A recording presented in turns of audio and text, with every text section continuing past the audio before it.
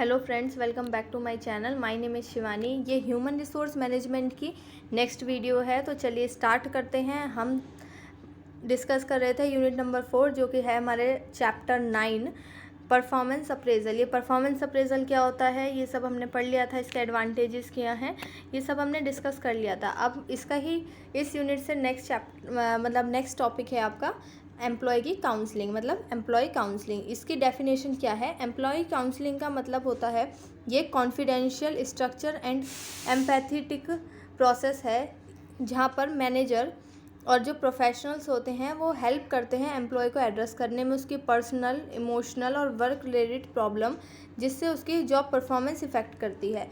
तो in simple word में हम ये बोल सकते हैं एम्प्लॉय की काउंसलिंग है। एम्प्लॉय की काउंसलिंग का मतलब है एक प्रोसेस है जिसके अंदर मैनेजर और जो प्रोफेशनल्स होते हैं वो एम्प्लॉय को हेल्प करते हैं उसकी पर्सनल, इमोशनल और वर्क रिलेटेड प्रॉब्लम्स को सॉल्व करने में, उसको गाइडेंस देने में, ताकि जो उसकी जो जॉब परफॉर्मेंस है वो इफ़ेक्ट ना करे।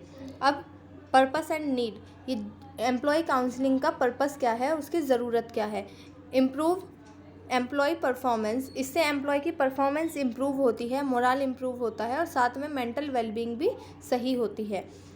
फिर आता है जब हम एक एम्प्लॉय की काउंसलिंग करते हैं तो उसकी परफॉर्मेंस इम्प्रूव हो जाती है, क्योंकि उसकी जो पर्सनल प्रॉब्लम है, इमोशनल और वर्क रिलेटेड जो भी प्रॉब्लम्स है वो जो मैनेजर है वो सॉल्व करने का ट्राई करता है, तो इसलिए उनका मोरल भी इम्प्रूव होता है। ये हेल्प करता है कॉपिंग विद द स्ट्रेस, मतलब स्ट्रेस से हमें स्ट्रेस कम करने में हेल्प करता है, जैसे deadlines, work pressure, conflict, personal life issues. ये सारे जो इश्यूज़ हैं इनको इनसे स्ट्रेस होता है उसको कम करने में भी ये काउंसलिंग हेल्प करती है। Act as corrective and developmental tool, ये एक्ट करती है एज करेक्टिव, मतलब ये करेक्ट करने में हेल्प करती है। व्हेन कोचिंग और फीडबैक आर नॉट इनफ, जब कोचिंग और फीडबैक इनफ नहीं होती, मतलब फीडबैक हमने फीडबैक ले लिया एम्प्लॉय से क्या क्या प्रॉब्लम है, पर अगर ये भी काम नहीं कर रहा तो हम एम्प्लॉय की काउंसलिंग करते हैं, उससे डिटेल में हम समझते हैं कि क्या प्रॉब्लम है, उसके अकॉर्डिंग हम सॉल्यूशन प्रोवाइड करते हैं पर्सनलाइज। अब बेनिफिट्स क्या हैं? हमने पर्पस और नीड तो पढ़ लिया, क्या इसका पर्पस है और क्या ज़रूरत क्यों है एम्प्लॉय की काउंसलिंग करने की। अब इसका बेनिफिट क्या है? तो ये इन्हेंस करता है एम्प्लॉय एडजस्टमेंट एंड एफिशिएंसी। ये इन्हेंस करता है, मतलब बढ़ाता है, एम्प्लॉय एडजस्ट कर पाता है उस ऑर्गेनाइजेशन में, और साथ में उसकी एफिशिएंसी भी इम्प्रूव होती है। जैसे हमने पढ़ा कि एम्प्लॉय की परफॉर्मेंस इम्प्रूव होती है तो उसकी एफिशिएंसी भी इम्प्रूव होती है। फिर आता है address root cause and of dissatisfaction and underperformance, जिस वजह से वो एम्प्लॉय अंडर परफॉर्म कर रहा था, डिससेटिस्फैक्शन था, तो उसका कारण जो है रूट कॉज, मतलब उसका कारण जाना जाता है और उसको एड्रेस किया जाता है, मतलब उसको सही करा जाता है। फिर आता है ये बिल्ड ट्रस्ट और इम्प्रूव मैनेजर एम्प्लॉय रिलेशन, ये एक ट्रस्ट बिल्ड करता है। जब एक मैनेजर एम्प्लॉय से कनेक्ट होता है तो ये एक ट्रस्ट भी बिल्ड करता है और साथ साथ उनका रिलेशनशिप जो है मैनेजर और एम्प्लॉय का वो भी इम्प्रूव होता है। ये सपोर्ट करता है पॉजिटिव ऑर्गेनाइजेशन कल्चर को। फिर आता है फॉर्म ऑफ काउंसलिंग, किस किस तरीके की काउंसलिंग होती है? Can be conduct by the manager, non specialist और परफॉर्मर, जो आपके प्रोफेशनल्स होते हैं। तो एक तरीके की होती है जो मैनेजर कंडक्ट करते हैं, जो कि नॉन स्पेशलिस्ट होते हैं, और एक होता है जो प्रोफेशनल्स करते हैं। इसमें क्या होता है, वो स्पेशलिस्ट नहीं है काउंसलिंग करने में, बट वो प्रॉब्लम को समझने की कोशिश करते हैं। फिर आता है part of performance review and potential assessment corrective action, इसके अंदर जो परफॉर्मेंस को रिव्यू किया जाता है उनकी, उसके अलावा उनकी जो असेसमेंट, मतलब उनको हमें इवेलुएट करते हैं और साथ में उनको करेक्टिव एक्शंस बताते हैं कि आपको ये करना चाहिए, इससे आपकी प्रॉब्लम सॉल्व हो जाएगी। यूज्ड अलॉन्गसाइड मेंटोरिंग, मतलब उनको एक गाइडेंस भी प्रोवाइड करते हैं साथ में, जिसमें हम जो एम्प्लॉय होते हैं हमारे, मतलब यंगर एम्प्लॉयज़ होते हैं, सीनियर स्टाफ उनको गाइडेंस प्रोवाइड करते हैं। ये होती है अलग अलग तरीके की काउंसलिंग, फॉर्म ऑफ काउंसलिंग। तो अब बात करते हैं की एलिमेंट्स, मतलब ज़रूरी ऐसे पॉइंट्स इसके अंदर एम्प्लॉय की काउंसलिंग में। फर्स्ट आता है कॉन्फिडेंशियलिटी, इसके अंदर जो एम्प्लॉय की इंफॉर्मेशन होती है वो कॉन्फिडेंशियल रखी जाती है, मतलब वो पर्सनली उस पर्सन से कनेक्ट होते हैं। ये नहीं एक ग्रुप एक्टिविटी नहीं है जिसके अंदर कि वे सब एम्प्लॉयज़ को बिठा लिया और फिर उनसे एक एक प्रॉब्लम पूछ रहे हैं, ये ऐसा नहीं है। यहाँ पर है एम्प्लॉय की काउंसलिंग, मतलब पर्सनली उसकी प्रॉब्लम्स को सॉल्व करना, तो ये कॉन्फिडेंशलिटी इसके अंदर होती है। फिर आता है कम्युनिकेशन, लिसनिंग और फीडबैक, इसके अंदर जब हम एक पर्सनल एक पर्सन को बिठा के उसके पर्सनली कांटेक्ट कर रहे हैं, मतलब उससे हम कम्युनिकेट कर रहे हैं, तो हमें लिसनिंग हमारी स्किल्स भी अच्छी होनी चाहिए और साथ में एक मैनेजर की स्किल्स, मतलब वो उसके अच्छे से प्रॉब्लम सुन पाए और साथ साथ उसको अच्छा फीडबैक दे पाए। फिर आता है एम्पावरमेंट। ये एम्पावरमेंट करता है, मतलब एक तरीके से उस पर्सन को एम्पावर करता है ताकि वो अपना जो परफॉर्मेंस है वो इम्प्रूव कर सके। फिर आता है सपोर्टिव रिलेशनशिप। इसके अंदर एक रिलेशनशिप बनती है जिसमें वो सपोर्ट करता है अपने एम्प्लॉय को। फिर आता है ऑब्जेक्टिव ऑफ काउंसलिंग। काउंसलिंग के क्या ऑब्जेक्टिव हैं? ये हेल्प करता है एम्प्लॉय को गेन करने में इंसाइट इनटू देयर प्रॉब्लम, उनकी प्रॉब्लम को समझने में हेल्प करता है एक एम्प्लॉय की। फिर आता है guide behaviour modification for the better productivity. ये गाइड करता है बिहेवियर मॉडिफिकेशन, मतलब जो उसका जो बिहेवियर है उसको किस तरीके से उसको चेंज करना है ताकि उसकी प्रोडक्टिविटी बेटर हो सके, तो इसमें भी ये काउंसलिंग हेल्प करती है। फिर आता है improve interpersonal relationship and emotional resilience. इसमें क्या होता है कि ये जो काउंसलिंग होती है इसमें क्या होता है कि इम्प्रूव करते हैं हम उनका इंटरपर्सनल रिलेशनशिप, मतलब जो मैनेजर और एक एम्प्लॉई है उसका एक रिलेशनशिप है वो इम्प्रूव हो जाता है। और इमोशनल रेजिलेंस मतलब होता है वो इमोशनली स्टेबल होना सीख जाते हैं, क्योंकि जब उन्हें पता है उनका मैनेजर जो है उन्हें मतलब उनकी काउंसलिंग करेगा, उनको गाइड करेगा और अंडरस्टैंडेबल है, तो इसलिए उनका इमोशनल रेजिलेंस भी हो जाता है। फिर आता है ultimately contribute to organisational efficiency and employ development. तो ये ओवरऑल जो हमारी काउंसलिंग है ये अल्टीमेटली हमें हेल्प करती है हमारी ऑर्गेनाइजेशन की एफिशिएंसी इंप्रूव करने में और साथ साथ एम्प्लॉय की डेवलपमेंट में भी।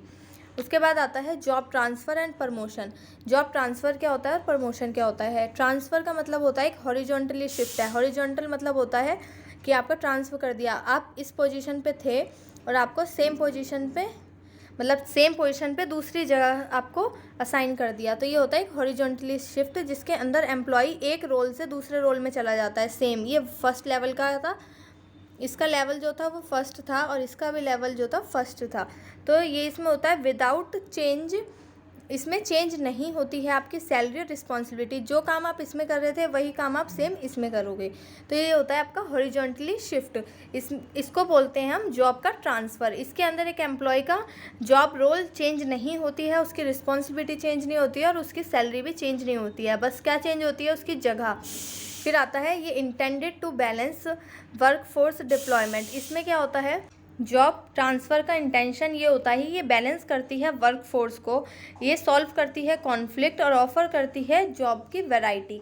इसमें आपको जॉब की वैरायटी मतलब एक प्लेसेस की वैरायटी मिल जाएगी जिसके अंदर, और इससे कोई कॉन्फ्लिक्ट होता है तो ये आपका ट्रांसफ़र कर देते हैं ऑर्गेनाइजेशन में, जिससे कि आपको जो कॉन्फ्लिक्ट है उसे सॉल्व किया जा सके और वर्क फोर्स को बैलेंस किया जा सके। फिर आता है प्रमोशन।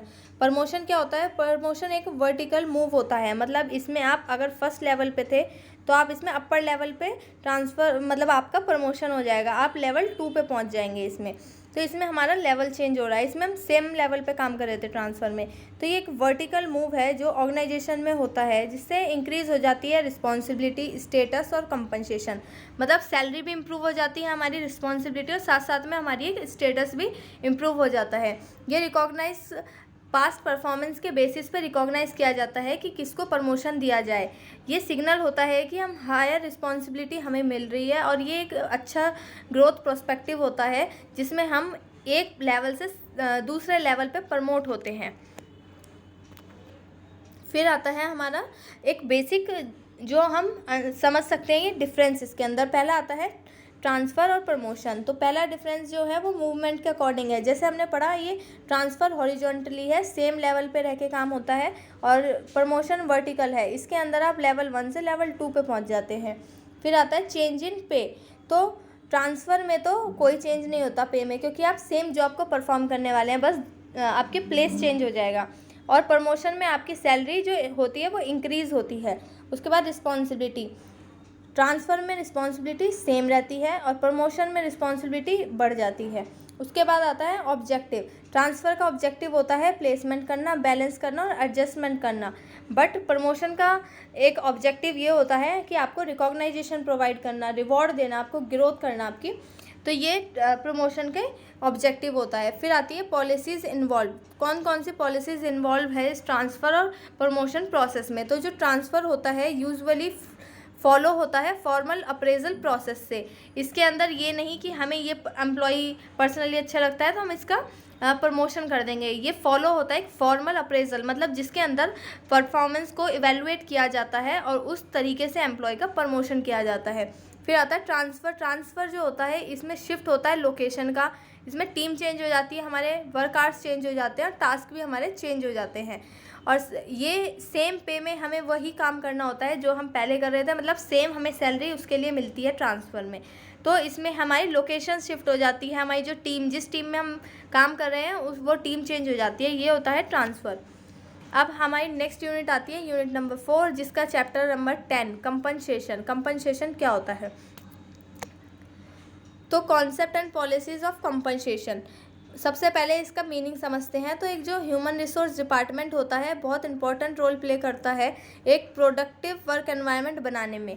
इसमें वो उसको अलाइन करना होता है एम्प्लॉय का पोटेंशियल और जो हमारी ऑर्गेनाइजेशन के ऑब्जेक्टिव हैं, जैसे कि जो रिसर्च है, एजुकेशन है और सर्विसेज जो ऑर्गेनाइजेशन डिलीवर कर रही है।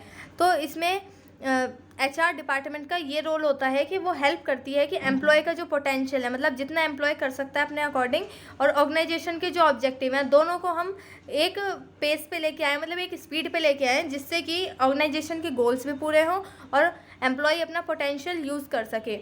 इसका एक बहुत कोर फंक्शन होता है जिसमें कि डिज़ाइन किया जाता है और इम्प्लीमेंट किया जाता है fair and motivating compensation system. जो HR मतलब ह्यूमन रिसोर्स मैनेजमेंट डिपार्टमेंट है, उसका एक सबसे मेन रोल ये है कि उसको डिज़ाइन करना होता है फेयर और मोटिवेटिंग। फेयर होता है ट्रांसपेरेंट, मतलब सबके लिए एक जैसा, और मोटिवेटिंग मतलब ऐसा सैलरी जिससे कि आप मोटिवेट हो काम करने के लिए, आपकी जो प्रोडक्टिविटी है वो इंक्रीज़ हो। ऐसा एक कंपनसेशन सिस्टम बनाना होता है HR डिपार्टमेंट को। इसमें क्या होता है, आपके जो कॉर्पोरेट होते हैं, कॉर्पोरेट पॉलिसीज़ और जो आपके लेजिस्लेटिव फ्रेमवर्क्स होते हैं उनको माइंड में रख के ये कंपनसेशन सिस्टम बनाना पड़ता है। अब कंपनसेशन होता क्या है, इसकी डेफिनेशन और इसके टाइप समझ लेते हैं। कंपनसेशन का मतलब होता है मॉनेटरी और नॉन मॉनेटरी रिवॉर्ड्स। कंपनसेशन ये नहीं कि सिर्फ मॉनेटरी रिकॉर्ड्स है, मतलब ये नहीं कि हमें सिर्फ पैसे मिल रहे हैं। उसके साथ साथ कंपनसेशन का इनडायरेक्टली मतलब ये है कि एम्प्लॉई जो ऑर्गेनाइजेशन में काम कर रहा है उसके बदले उसको रिटर्न में क्या मिल रहा है ऑर्गेनाइजेशन की तरफ से, उसको हम कहते हैं कंपनसेशन। ये दो तरीके का हो सकता है, मॉनेटरी, नॉन मॉनेटरी, जिसमें एम्प्लॉय को दिया जाता है ये एक्सचेंज ऑफ देयर वर्क, उनके वर्क के अकॉर्डिंग जो वो काम कर रहे हैं उसके मतलब उसके रिटर्न में मॉनेटरी और नॉन मॉनेटरी रिवॉर्ड्स एम्प्लॉय को दिए जाते हैं एज अ कंपनसेशन। इसका ये एक बहुत मेजर मोटिवेटर होता है जिसकी वजह से एम्प्लॉय काम करने के लिए मोटिवेट रहता है। ये डायरेक्टली इम्पैक्ट करता है रिक्रूटमेंट पे, रिटेंशन पे, सेटिस्फैक्शन पे और एम्प्लॉय की ऑर्गेनाइजेशनल की परफॉर्मेंस पे।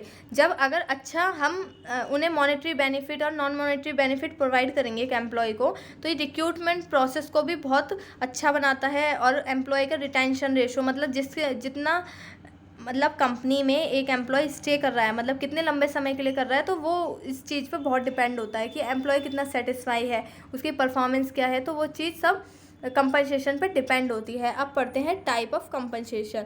सबसे पहला आता है बेस कंपनसेशन, जिसके अंदर आपकी फिक्स सैलरी होती है, वेजेस होती है, जो आपको डेली और मंथली और वीकली प्रोवाइड की जाती है। ये फिक्स सैलरी होती है और वेजेस होती है जो कि आपको डेली बेसिस पे, आपको वीकली और मंथली बेसिस पे प्रोवाइड की जाती है। फिर आता है based on job role and experience और टाइम वर्कड। जो बेस कंपनसेशन होता है, बेस का मतलब बिल्कुल जो बेसिक तरीके से, जिसमें कि आपकी जॉब रोल किस तरीके की है, आपका एक्सपीरियंस कितना है और आप कितने घंटे काम करते हैं उस ऑर्गेनाइजेशन में, उसके अकॉर्डिंग ये कंपनसेशन डिसाइड होता है। फिर आता है सप्लीमेंट्री कंपनसेशन। ये सप्लीमेंट्री कंपनसेशन है। सबसे पहले तो बेस कंपनसेशन, जिसमें आपको फिक्स अमाउंट ऑफ एक सैलरी दी जाएगी आपके जॉब एक्सपीरियंस और टाइम के अकॉर्डिंग।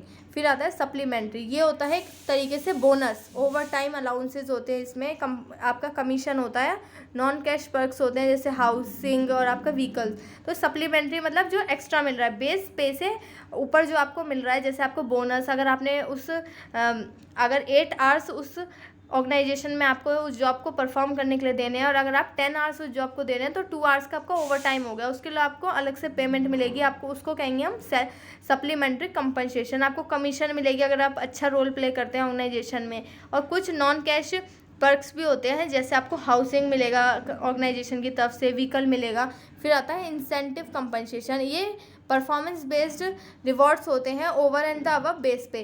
जो आपका बेस पे है, जो एक फिक्स सैलरी है जो सबके लिए सेम है। इंसेंटिव कंपनसेशन उनके लिए है जो परफॉर्मेंस अच्छा करेंगे, ये परफॉर्मेंस के बेस पे रिवॉर्ड मिलता है। फिर आता है बेनिफिट एंड फ्रिंज कंपनसेशन। इसमें क्या होता है, ये कुछ ऐसे बेनिफिट्स मिलते हैं जैसे आपको हेल्थ इंश्योरेंस मिलता है, रिटायरमेंट प्लान मिलता है और पेड लीव्स मिलती हैं। ये आपके एडिशनल बेनिफिट्स हैं कुछ। फिर आता है आपका कंपनसेशन पॉलिसी क्या है, उसका स्ट्रक्चर, उसका पर्पस क्या होता है। ये कंपनसेशन पॉलिसी का स्ट्रक्चर क्या है और इसका पर्पस क्या है, तो ये हम नेक्स्ट वीडियो में कवर करेंगे। तब तक के लिए thank you for watching this video. And आपको ये वीडियो अच्छी लगी हो तो इसको लाइक करें और मेरे चैनल को सब्सक्राइब करें अपकमिंग वीडियोज़ के लिए। Thank you.